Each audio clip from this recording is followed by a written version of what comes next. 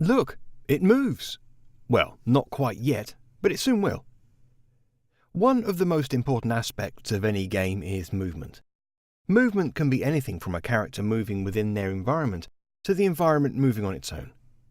Animations breathe life into our environment and take our static graphics and transform them into interactive worlds. With this in mind, this section will cover the listed topics, explore how to build a complex animation state machine. We'll do this by properly setting this state machine up. Let's start with advanced animations. In this video, we'll implement an animation state machine for animating our main character. Once again, feel free to explore the official documentation by visiting this link. Alternatively, follow the official video tutorial here. When it comes to the animation system in Unity, we can talk about state machines. Each animation is a node, and the character can change the animation according to certain variables of the state machine. The character can stay only on one state per time, and can change animation only to another node that is linked to it by transitions. A transition is represented as an arrow that goes from one node into another.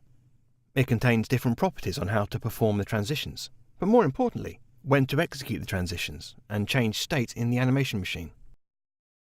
In order to explain the process, let's take for instance the example of the state machine built in the book Getting Started with Unity 5.x 2D Game Development. Despite the title, it's a book worth having a look at. I'll show you how the animator in that works. The entry node is special because it indicates where the animation state machine starts and its transition fires immediately, leading the animation state machine into the panda walk animation state. From this state, there are three transitions going outwards, in particular to panda die animation, panda hit animation, and panda eat animation. These transitions are fired based on triggers that are defined on the left in the parameter panel. Hence, when the script that controls the panda sends a trigger, the animation state machine changes state.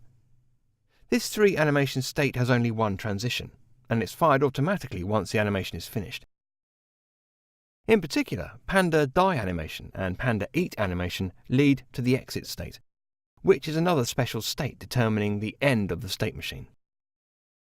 On the other hand, the panda hit animation state has the transition that goes back to panda walk animation state, in which animation will loop until another trigger from the script arrives.